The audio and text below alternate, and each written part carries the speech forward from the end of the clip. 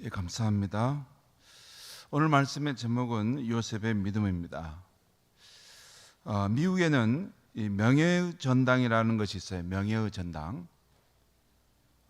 이게 맨 먼저는 이 정치인들 또 미국의 위대한 이 업적을 남겼던 그런 인물들을 대상으로 이렇게 조지 워싱턴 또 에이브라함 링컨 이런 분들을 중심으로 이렇게 세웠는데 이게 더 확장돼서 스포츠나 예술과 같은 이 특정 분야에서 위대한 업적을 남긴 그 사람을 기념하기 위해서 설립된 기념관이 명예의 전당입니다. 예를 들어서 골프, 농구, 야구와 관련해서 각각 골프와 관련된 명예의 전당, 농구와 관련된 명예의 전당이 있는데요. 한국인으로서는 박세리와 박인비가 미국의 LPGA 명예의 전당에 이름을 올렸죠. LPGA는 여성 이게 골프 세계 대회 그 업적을 남긴 그 사람들을 거기다 기념하는데 그 명예의 전당에 그 두 사람의 한국인의 이름이 올리게 되었죠. 만약에 인류의 역사에 믿음의 모델이 된 사람을 기념하는 믿음의 전당이 있다면 아마 히브리서 11장에 나오는 아벨, 에녹, 노아, 아브람, 사라, 이삭, 야곱 그리고 오늘 우리가 읽은 요셉도 있을 것입니다. 그 믿음의 전당에는 각 사람의 이름이 쓰여 있고 그 사람의 믿음의 특징이 기록되어 있을 거예요. 아브람 언제부터 언제까지 살았고 이 사람의 믿음의 특징은 이랬다. 요셉 언제부터 언제까지 살았고 이 사람의 믿음의 특징은 이랬다. 자, 그렇다면 우리가 이 세상을 떠난 후에 그 믿음의 전당에 저와 여러분의 기록이 남겨져 있다면 어떻게 기록될까요? 제가 언제부턴가 이 역사가 중요하다는 것을 발견했어요. 새로 발견했습니다. 그리고 우리는 하나님의 역사의 시간 속에 있다는 거. 제가 40대 후반까지 몰랐습니다. 50대 초반까지 몰랐는데 이게 우리 하나님의 역사의 시간 속에 있는 거구나. 그리고 이 역사의 기념관을 세우는 건 중요하구나. 왜 중요하냐면 우리 인생이 그 기념관을 세워두게 되면 한번 평가가 되고 역사의 평가를 받는다는 것이에요.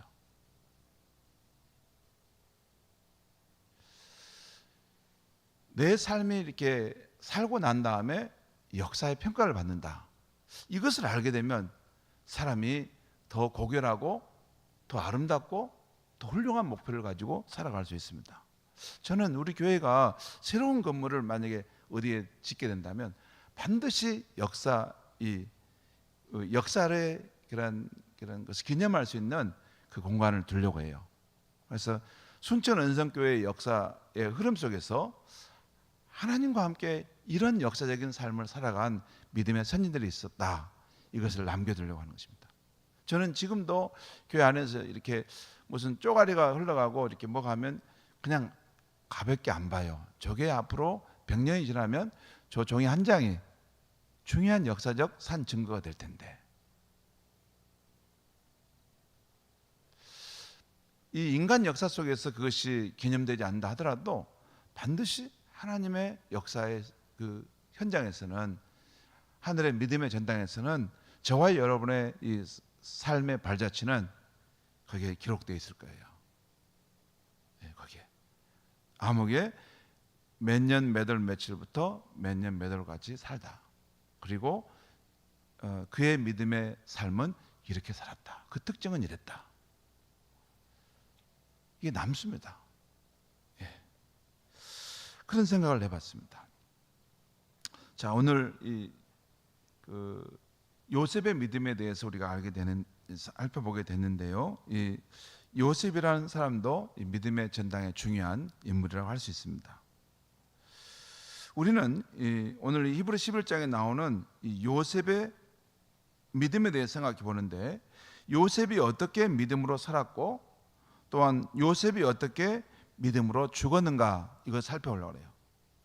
하나는 삶에 대해서, 하나는 죽음에 대해서. 먼저 요셉이 살았을 때 어떤 믿음으로 살았느냐 하는 것입니다. 우선 요셉은 어떻게 살았을까요? 창세기에 나오는 요셉의 삶을 가만히 생각해 보면 한마디로 드라마틱한 인생입니다. 아버지의 사랑을 한 몸에 받은 어린 시절의 요셉, 형들에 의해서 죽음의 구덩이에 죽을 뻔한 요셉, 구출되어 예굽의 종으로 팔려가는 요셉, 보디발의 집에서 가정 총무가 된 요셉, 누명을 쓰고 감옥에 던져진 요셉, 바로왕 앞에 서 있는 죄수 요셉, 대흉년 동안 수많은 생명을 구원한 애굽의 총리인 요셉, 자기를 미워했던 형들과 제외하는 요셉, 아버지와 눈물로 제외하는 요셉, 형통의 복을 받은 노년의 요셉 등 이런 모습이 그 파노라마처럼 이렇게 그의 삶의 여정에 지나갔던 것이죠. 한마디로 대역전의 드라마와 같은 삶을 산 사람이 요셉이라 할 수 있습니다. 그런데 요셉의 믿음의 특징은 역경의 때나 순경의 때나 한결같이 하나님을 성실하게 섬겼습니다. 보통 어려울 때는 잘 믿다가 환경이 좋아지면 하나님을 배반하는 사람들과는 요셉이 달랐습니다. 또 좋을 때는 잘 믿다가도 역경이 닥치면 하나님을 원망하고 불평하며 떠나는 사람들과 또 요셉은 달랐습니다. 요셉은 고향 땅에 있을 때나 타향인 애굽 땅에 있을 때나 한결같이 주님을 신뢰했습니다. 요셉은 젊은 시절에도 잘 믿었고 늙어서도 변함없이 잘 믿었습니다. 결혼을 한다거나 진학을 한다거나 이사 취업을 하게 될 경우 이런 환경의 변화가 있을 때 사람들은 그 신앙이 약해지고 떠나가는 것을 보게 되는데 요셉은 그 환경의 변화에 영향받지 않았습니다. 요즘 코로나 상황에서 많은 이들의 신앙이 세상 분위기에 따라서 변해가는 것을 봅니다. 말은 않지만 저렇게 신앙이 이렇게 약화되고 저렇게 점점 사라져 가는구나, 그게 보입니다.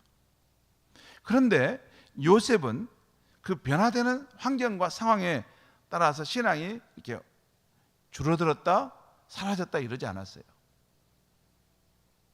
요셉은 한결같이 주를 의지하고 주를 신뢰하는 신앙을 가졌습니다. 그런 와중에 이런 지금 우리가 코로나 상황을 겪고 있죠. 그런데도 변함없이 하나님과 우리 교회를 믿고 함께 해주시는 성도님들이 계신 것을 볼 때 참 귀하다는 생각이 듭니다. 주말이면 주일 예배를 위해서 성전을 깨끗이 청소하는 성도님들, 주말 저녁에 모여서 주일 예배를 위해서 찬양을 연습하는 성도님들, 자격에 맡겨진 목장 가족과 교회학교 반 아이들을 위해서 사랑의 기도와 말씀으로 섬기려는 목자와 교사들입니다. 새벽 제단을 한결같이 지키며 이 시대 자신의 믿음과 이 교회를 지키려는 파수꾼과 같은 성도님들입니다. 코로나 상황에도 영혼 구원의 열정을 갖고 한 영혼이라도 전도하려는 성도님들입니다.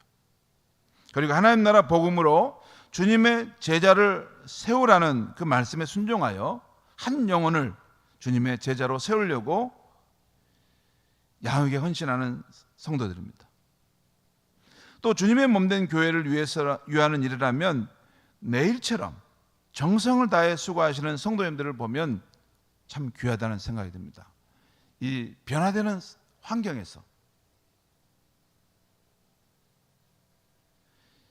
이 코로나 상황에서 자기 안위와 자기의 안전만을 생각하는 방식으로 세상 문화가 돌아가는데도 항상 주의 몸된 교회를 생각하고 주님이 말씀하셨던 하나님 나라와 복음을 위해서 살려고 하는 그런 성도들을 보게 되면 참 귀하다, 금보다도 더 귀한 분들이다라는 생각을 갖게 됩니다.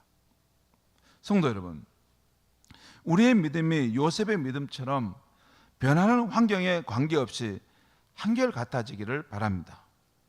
처음 믿을 때나 나중 믿을 때나 변함이 없기를 바랍니다. 이렇게 직분을 받기 전에는 막 열심을 내요. 근데 직분을 받고 나서는 그 열심과 주를 향한 사랑이 다 온데간데 없어져 버렸어요. 우리가 신앙생활하는 것은 사람을 보고 하는 게 아닙니다. 주님 앞에서 내게 주어진 사명의 삶을 달려가는 것입니다.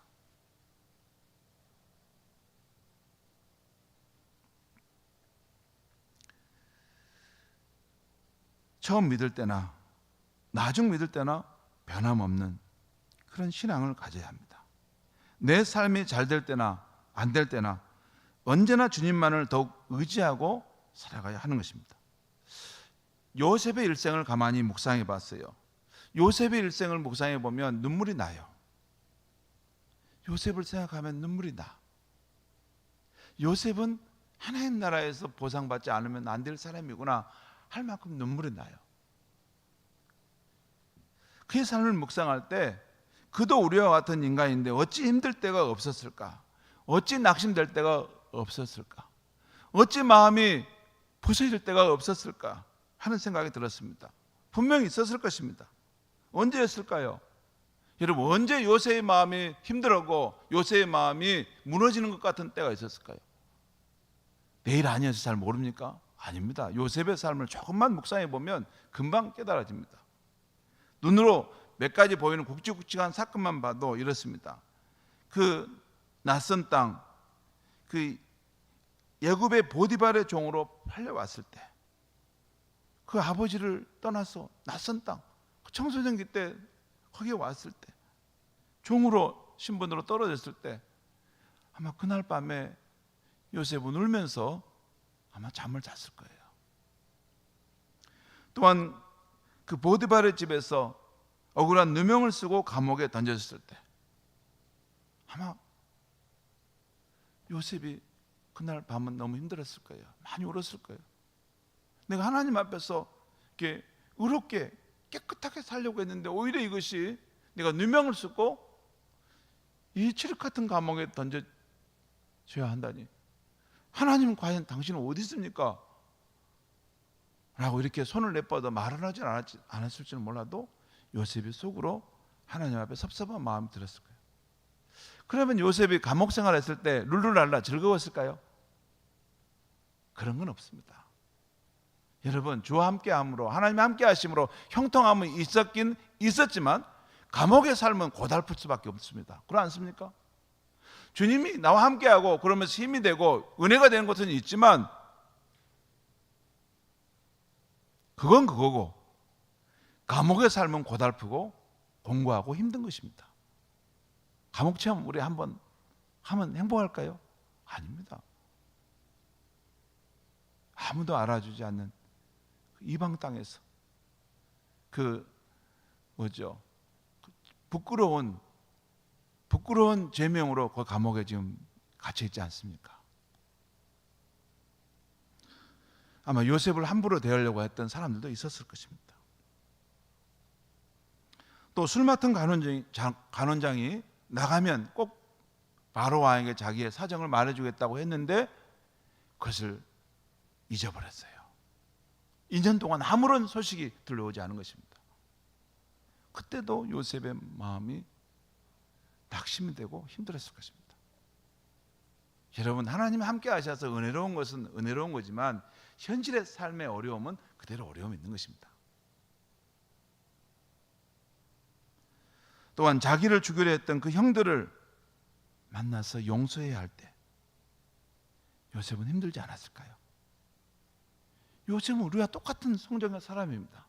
그래서 요셉이 그 형들을 용서하려고 할 때 방성 그냥 큰 대성통곡을 하지 않습니까?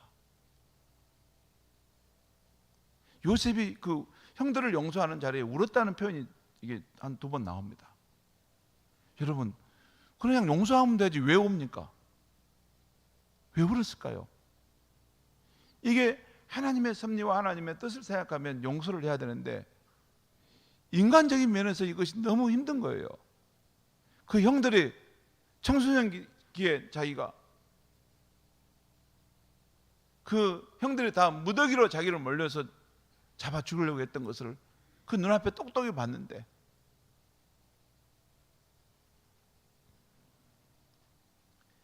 그 형들을 용서해야 할 때 요셉의 마음이 많이 힘들었을 것입니다.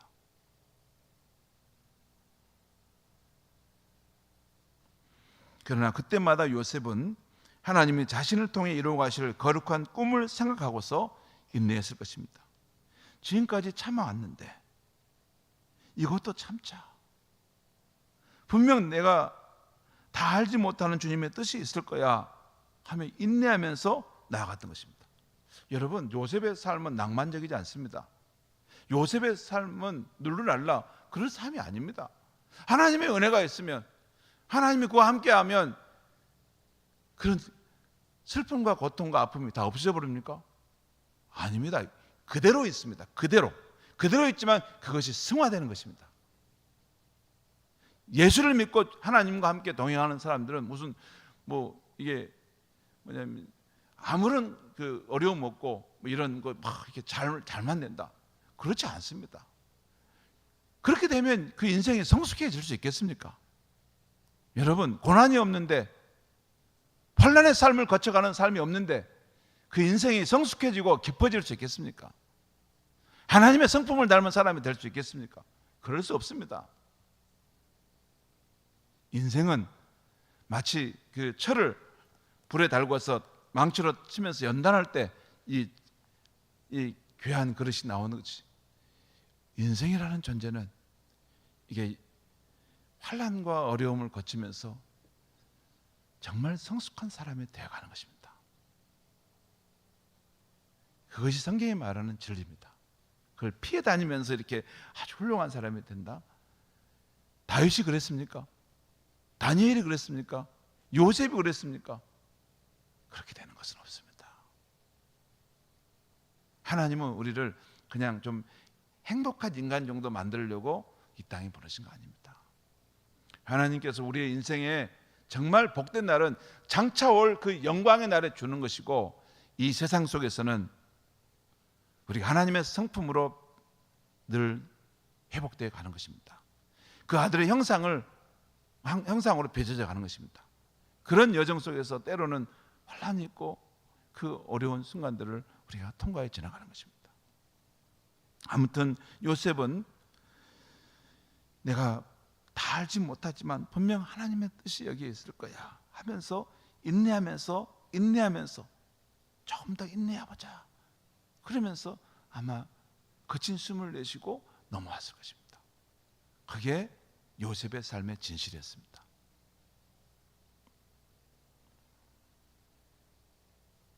여러분, 우리가 주를 따르고 믿음의 길을 걸어갈 때 여러분 막 여유 있습니까? 여러분 여유 있던가요? 아닙니다. 여유 있을 때도 있고, 주님께 주시는 그러한 기쁨과 또 즐거움과 또 좋은 날도 있지만, 어떤 경우에는 주님은 온데간도 없고 나 혼자만 무거운 짐을 지고 가는 것 같은 때가 있습니다. 또한 그 길을 가는데 길이 안 보일 때도 있습니다. 여러분, 한 발 한 발 갈 때 길이 다 잘 보이던가요? 주와 동행하는데 길만 갈 때마다 길이 순간순간 짠짠짠 하면서 막 이게 앞에서 펼쳐지던가요? 그것은 가상적인 믿음입니다.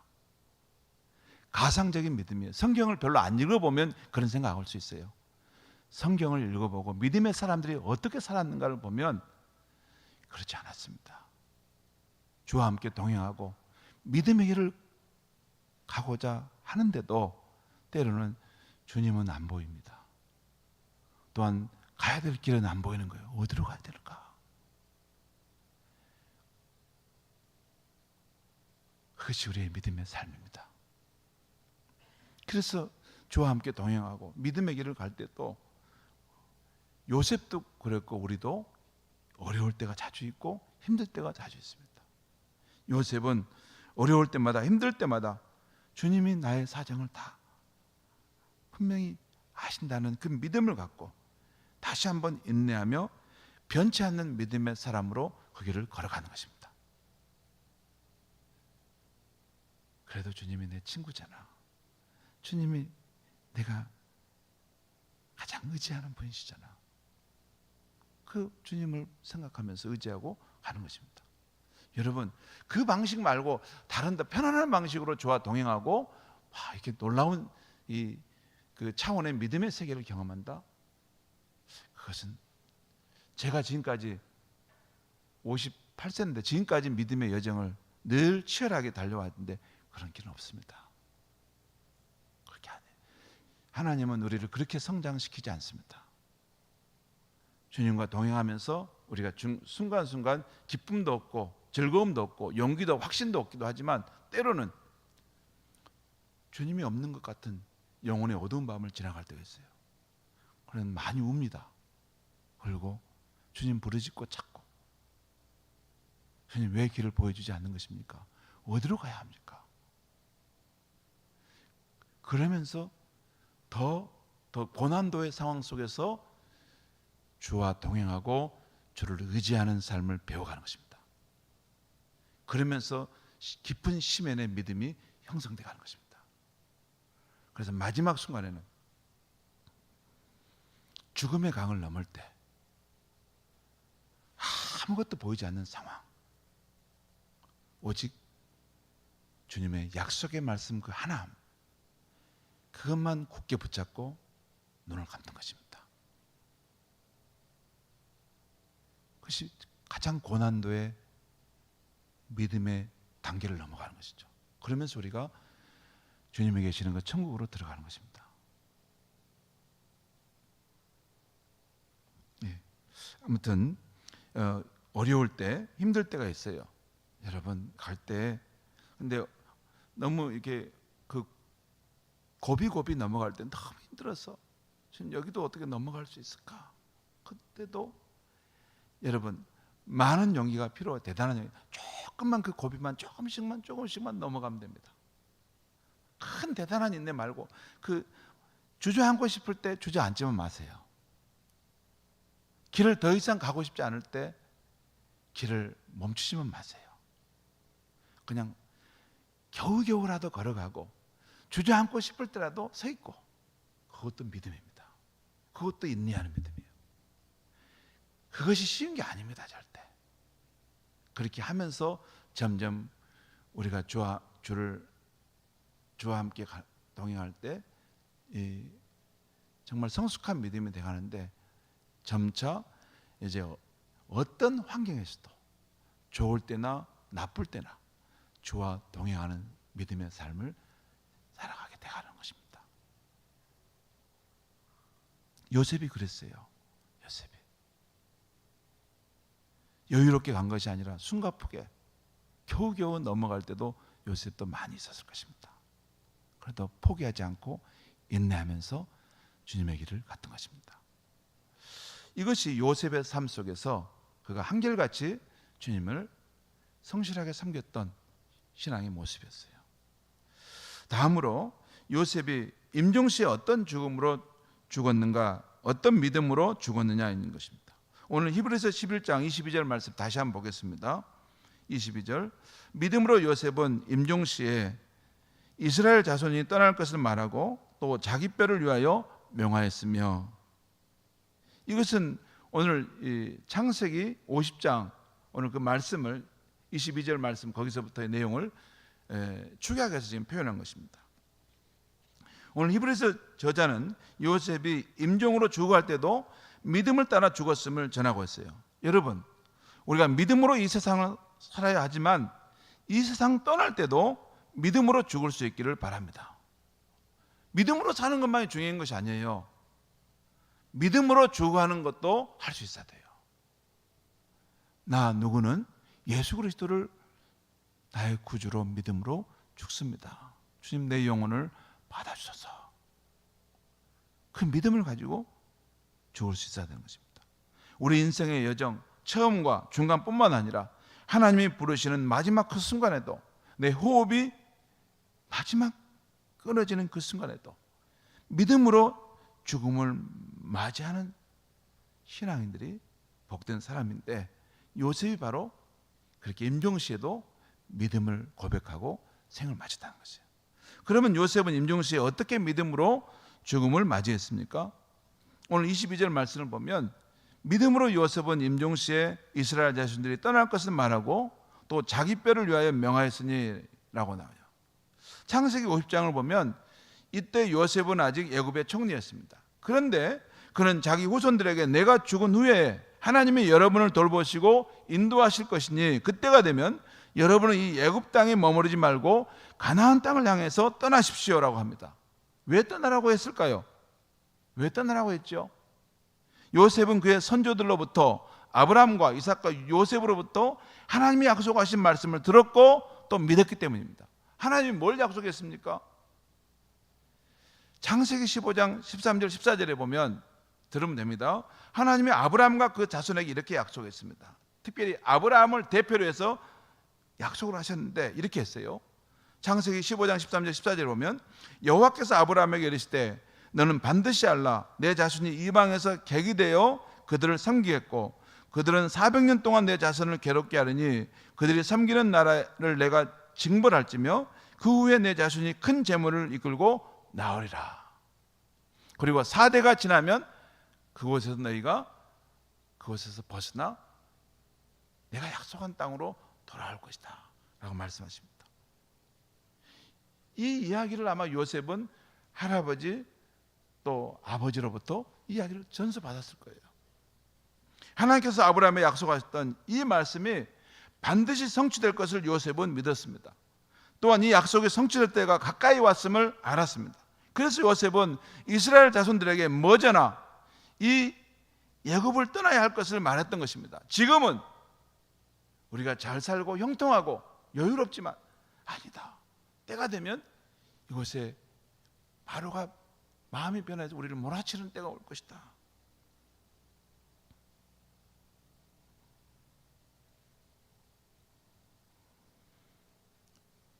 그리고 그때 나갈 때 나의 해골도 여러분이 함께 가져와서 하나님의 약속의 땅에 묻어주십시오 라고 했던 것입니다. 그러니까 요셉은 하나님께서 약속하신 말씀은 반드시 이루어진다는 믿음이 있었습니다. 그리고 과연 요셉의 믿음대로 이스라엘 자손은 때가 되어 하나님의 인도로 출애굽하게 되었죠. 그리고 하나님이 약속하신 말씀대로 가나안 땅에 들어갔던 것입니다. 사랑하는 성도 여러분, 예수님께서 마태복음 5장 18절에서 이렇게 말씀하십니다. 진실로 너에게 이르노니 천지가 없어지기 전에는 율법의 1.1획도 결코 없어지지 아니하고 다 이루리라. 율법이 뭐예요? 하나님의 말씀이에요. 하나님의 말씀의 1.1획도 결코 없어지지 아니하고 다 이루어진다는 것입니다. 예수님 하나님의 말씀인 성경에 절대적인 권위를 두셨습니다. 우리는 이 예수님을 믿습니다. 그러므로 우리도 하나님이 말씀하신 성경에 절대적인 권위를 둬야 하는 것이죠. 지금 시대는 매일매일 지식과 정보가 폭발적으로 늘어나고 세상이 급변하는 시대입니다. 이러한 세상을 살아갈 때 우리는 무엇을 진리로 붙들고 살아야 할까요? 저는 매일 고민합니다. 무엇을 진리로 붙들고 살아가야 되지? 무엇을 진리로 붙들 때 이 혼돈의 상황 속에서 흔들리지 아니하고 요동치지 아니하고 쓸려 내려가지 아니하고 굳건하게 서서 진리 가운데 걸어갈 수 있을까? 저는 늘 고민합니다. 진리가 무엇이지? 이러한 세상을 살 때 우리는 무엇을 진리로 붙들고 살아야 할까? 가장 최근에 나온 정보와 지식입니까?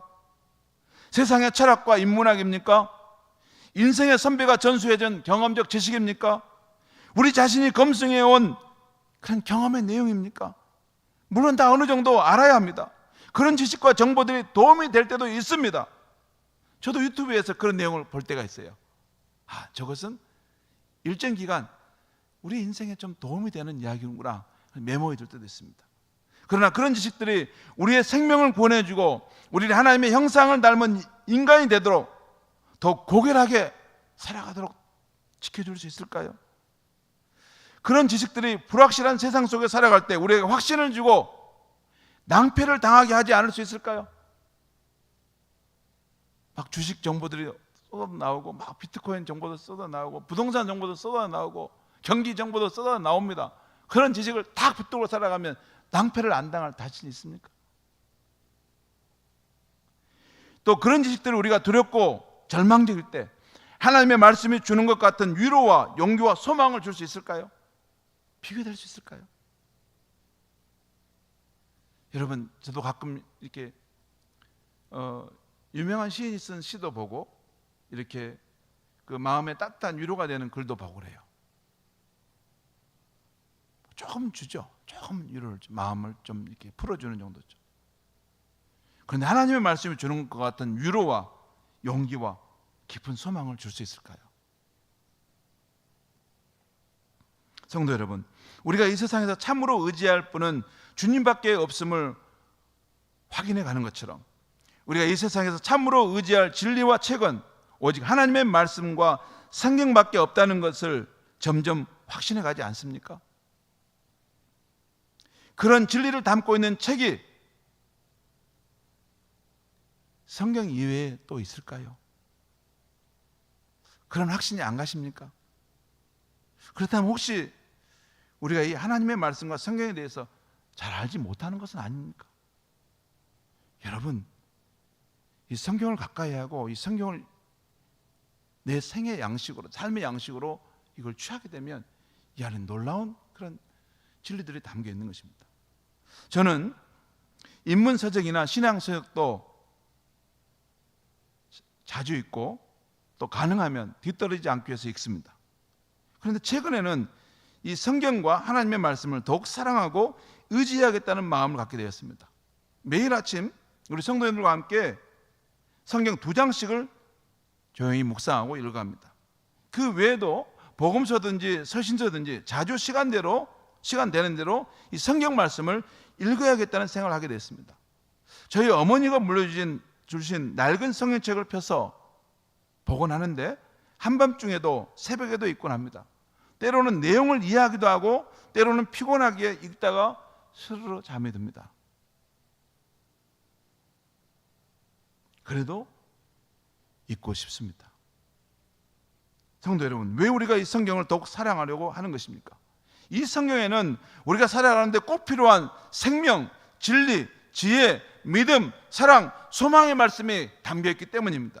이 세상의 원리와 우리의 인생의 의미와 현재와 미래의 삶을 잘 준비하고 살아갈 수 있는 길이 거기에 다 나와 있기 때문입니다. 이런 총체적인 삶의 진리를 담고 있는 책이 어디 있습니까? 그러므로 우리 그리스도인은 시편 1편과 시편 119편의 시인과 같이 이 하나님의 말씀을 언제나 붙들고 살아가야 하는 것입니다. 미국의 백화점 마왕으로 잘 알려진 존 와나베이커라는 사람이 이야기했습니다.